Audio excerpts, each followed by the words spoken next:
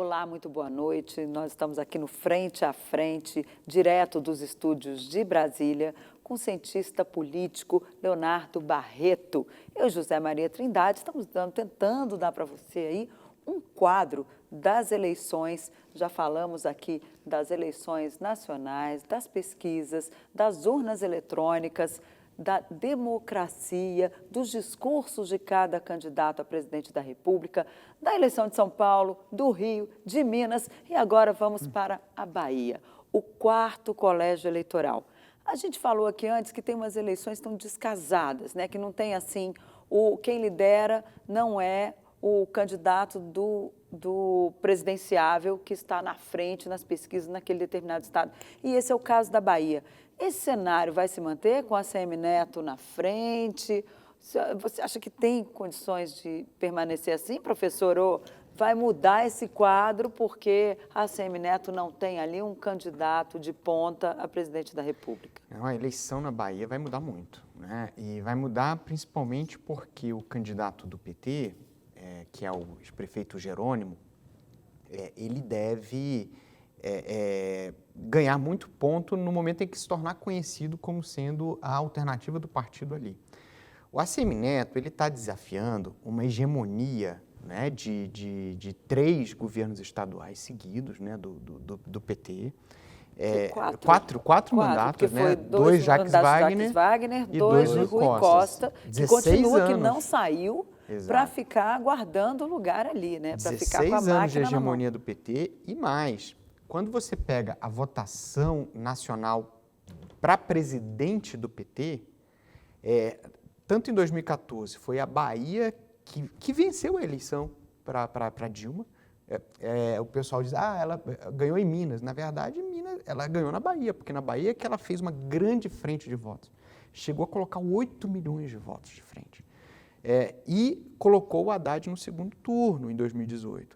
Para a gente ter ideia do peso da Bahia, a Bahia é o 4º colégio eleitoral do Brasil, mas se você pega a votação do PT, só do PT, é o 2º colégio eleitoral mais importante para o PT, quase empatado com São Paulo, em termos de importância absoluta. Então, o PT vai jogar tudo na Bahia, não é? Porque a Bahia é estratégica. E a ACM Neto é um daqueles candidatos que está sem padrinho, né? Aliás, no alto dos seus 53% de intenção de voto, ele disse que não vai dar palanque para nenhum candidato a presidente. Aí a pergunta né, numa eleição que tende a ser mais equilibrada, semana passada surgiu uma pesquisa lá dizendo que a diferença já está em 39-32 para o candidato do PT. Ele até entrou na justiça para tentar impedir o Jornal à Tarde de publicar a entrevista. Então, a pesquisa. A pesquisa, exatamente. Se acontecer dessa eleição ficar equilibrada, ele vai poder não recorrer a Bolsonaro, né, para tentar ganhar um padrinho nessa eleição.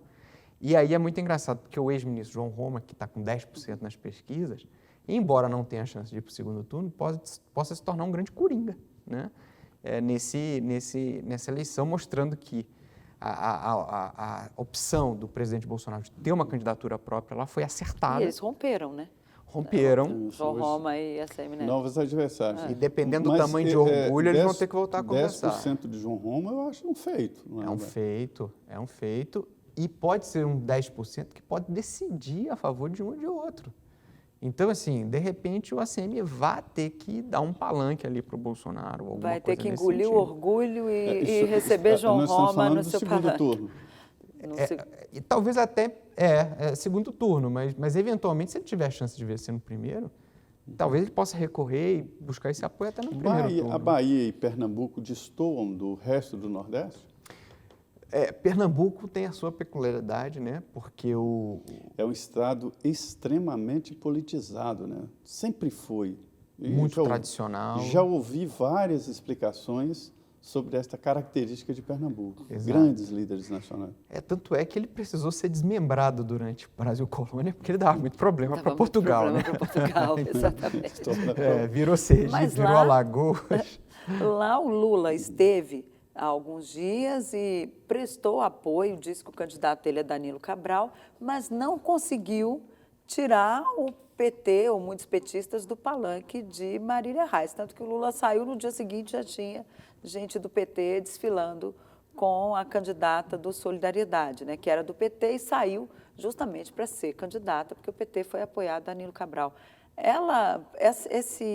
Esse vínculo de Marília com o PT pode ser desfeito ao longo da campanha? Lula vai precisar estar lá direto ou a gente vai ter aí o PSB vai passar o bastão de Pernambuco, que também governa lá há muitos anos, né, desde Eduardo Campos. Exato. E eu não sei se há um desgaste de material ou houve um erro de cálculo na tentativa de você tentar emplacar um candidato pouco popular ou pouco conhecido. Aliás, isso já aconteceu algumas vezes, né? Essa tradição do governador ou do prefeito tentar emplacar um técnico bem-sucedido, mas enquanto a situação política está pacificada, você consegue fazer isso. Agora, dessa vez, a gente teve uma grande dissidência, né? A Marília Reis, além de ser muito vinculada ao ex-presidente Lula, também tem a tradição da família Reis. Está claro que o eleitor do Lula em Pernambuco identifica Marília como candidata, né? Rio Grande do Sul é outro grande momento aí de se analisar politicamente, né? A tradição lá é de nunca ter reeleição. E nós temos agora uma novidade, um governador que renunciou, não tem a máquina na mão e é candidato à reeleição. Exato. E também está sem padrinho. Né? Ele também não está é sem nem padrinho. Lula nem Bolsonaro. E é curioso porque ele, de certa maneira, ele reflete um pouco no espelho invertido o que está acontecendo na Bahia, né? A Bahia, o ACM Neto contra o candidato do Lula, e no Rio Grande do Sul, Eduardo Leite contra o candidato do Bolsonaro. Né? Que é o ex-ministro Onyx Lorenzoni. E vamos ver até onde ele vai sem esse apadrinhamento. Aliás, lá no Rio Grande do Sul, Bolsonaro tem 2 candidatos, né? Que ainda tem Luiz Carlos Reis, Exato. que é do PP, que é E candidato. ele vai bem lá no Rio Grande do Sul. Vai. Agora, no caso do Eduardo Leite, um governador também acima de 40% de aprovação, o que colocaria ele bem posicionado para a reeleição. Agora, o que eu ouço lá é o pessoal, olha, tudo bem, ele foi um bom governador, foi um ótimo governador, mas ele mentiu, né? Disse que não ia à reeleição e está vindo. E também tem aquela coisa também do gaúcho, ele nos abandonou para um projeto nacional, que aí deu errado e agora ele volta para cá, já surge como em baixa, né? Não é Ele tem que construir uma narrativa que ajude ele a explicar isso para o eleitor gaúcho. Professor, eu identifiquei neste momento do Rio Grande do Sul e em São Paulo, João Dória, é que as pessoas dizem, e eu acho que tem um fundo de verdade, de que o governo João Dória, apesar de ter sido um bom governo, que muita gente diz, não, vai em São Paulo, esse homem quebrou São Paulo, mas a maioria acha que fez um bom governo, Eduardo Leite também. E por que não traduziu isso em votos? O que acontece? Olha, nacionalmente ficou pouco espaço, né, para lideranças... Mas mesmo localmente, né? Exato. No caso de Dória, é o que a gente escuta, é exatamente isso, né? Que ele tentou fazer uma política de contraposição ao presidente Bolsonaro na questão da pandemia. Não contava com o Lula, né? E fez um lockdown muito pesado. Isso aqui, por exemplo, em Brasília, que é um estado que tem muito servidor público, isso não afeta tanto. Isso. Mas num estado com comércio, né, com pequenos comerciantes, etc., indústria, isso foi muito pesado. Foi uma agressão, também, né? Foi uma agressão aquilo. E além disso... Eu estive em São Paulo em pleno lockdown, fiquei impressionado. Aliás, deprimido, né? Exato.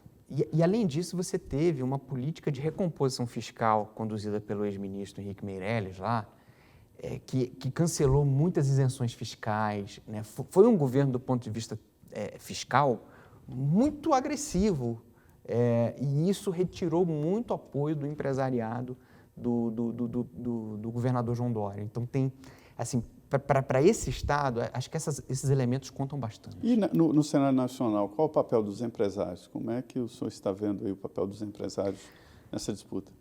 Então... Da Faria Lima, como se diz, né? De uma maneira geral. Então, ela se posiciona uma espécie de consciência racional, né, do processo político.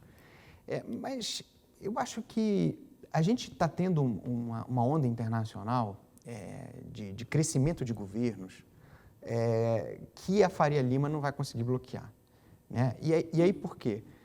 Primeiro, porque você precisa ajudar ainda as pessoas que saíram da pandemia muito machucadas, né? A reativação das economias está exigindo muita presença dos governos. Muita presença do Estado, né, no Exato. caso. Transição climática, crise energética vai precisar de governos, né? Porque essa transição energética para energia limpa não vai ser simples, né? Não vai ser rápida e não vai ser tão barata assim como a gente imaginava.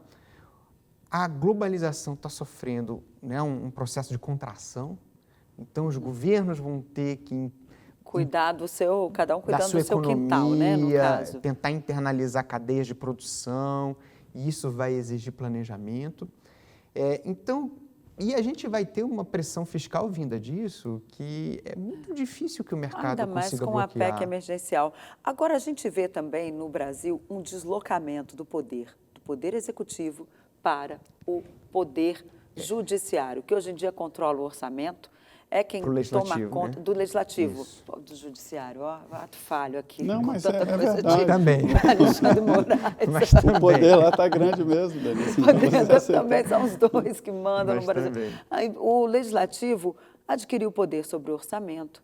Ele hoje que manda ali, diz para onde vai o dinheiro, e os parlamentares não vão querer perder esse poder, né? Seja quem for o presidente da República, vai ter que fazer uma negociação. E pela primeira vez nós temos uma eleição para deputado federal sem coligação, ou seja, cada partido vai ter que mostrar a sua força e vai ter que se fazer sozinho ali. Acabou aquela história de juntar 3 para eleger 5, eleger 1 lá de baixo, só tem um puxador de votos que leva pessoas de outros partidos. Isso acabou. Como é que o senhor está vendo, vislumbrando o Congresso que vai sair das urnas? Porque o João Henrique Rommel, que esteve aqui semana passada, disse, olha, o Centrão vai vir grande, assim como o PT. Não, mas a questão é mais estrutural. Assim, ano que vem, a gente vai ter uma coisa completamente diferente de tudo que a gente já viu, né? Porque a gente vai ter um Congresso com pelo menos metade dos partidos que tem hoje, né? A gente vai ter uma redução, a gente vai ter um realinhamento partidário muito importante, bancadas maiores, presidentes de partido muito poderosos. E você colocou uma questão central. Esse legislativo vai abrir mão das prerrogativas que conquistou? E aí eu vou me arriscar aqui a dar 2 palpites, tá? Assim, primeiro, se o Bolsonaro vencer essa eleição, eu acho que existe uma boa chance da gente caminhar para a votação de um semipresidencialismo ou um parlamentarismo no próximo ciclo político. Sabe? Esse projeto, inclusive, já está pronto, né? E acho que a gente pode realmente caminhar para isso. Arthur Lira, inclusive, é um dos defensores. É um dos defensores. Eu acho que a gente isso pode não caminhar. será para um governo Bolsonaro aprovado para o próximo. Né? E eu vejo com bons olhos, já houve situações semelhantes. O Temer levou aqui uma espécie de semipresidencialismo. Na análise que o senhor faz, haverá mudanças assim, fortes no Congresso sobre grupos, sobre... Eu acho que a mudança mais forte que a gente... gente... Sem citar nomes. Não, sem citar nomes. Eu acho que a mudança mais forte que a gente vai ter é que o Congresso vai deixar de ser aquele varejo que a gente acostumou a ver e os processos decisórios mais fortes. Vai ser mais vertical, mais no atacado, né, com deputados e senadores negociação até com menos liberdade. Partido, governo e não partido com cada um. Né? Isso é bom? Olha, essa é até uma demanda antiga da ciência política, né, no sentido de você diminuir um pouco a representatividade para você melhorar a governabilidade. Agora, eu acho que se o ex-presidente Lula vencer a eleição, o que está endereçado é um grande conflito institucional. É dele discutir pesadamente com esse atual Congresso como é que o Executivo vai retomar prerrogativas que hoje estão no Legislativo. O pessoal lá diz que o ex-presidente Lula não vai aceitar esse mando de campo do essa Legislativo. Coexistência que existe hoje não vai existir. O Legislativo não quer abrir mão das emendas parlamentares. Ele teve lá, porque o Lula, na época que ele foi presidente, o Executivo tinha todo o poder de mando sobre o orçamento, né? Era diferente, não tinha nem a emenda individual ali impositiva, né? que isso foi uma criação de Eduardo Cunha em Isso, 2015. exatamente. Lula já não era mais presidente, era Dilma. E veio justamente para sair da barra da saia da Dilma, que o Eduardo Cunha não queria ficar ali ligado a ela. A combinação mais perigosa que existe é jogador velho com regra nova. Porque ele vai chegar com uma memória de 2010 e hoje a situação é muito mais complicada. Não vou me estranhar se ele compor o primeiro, se ele vencer a eleição, claro, né?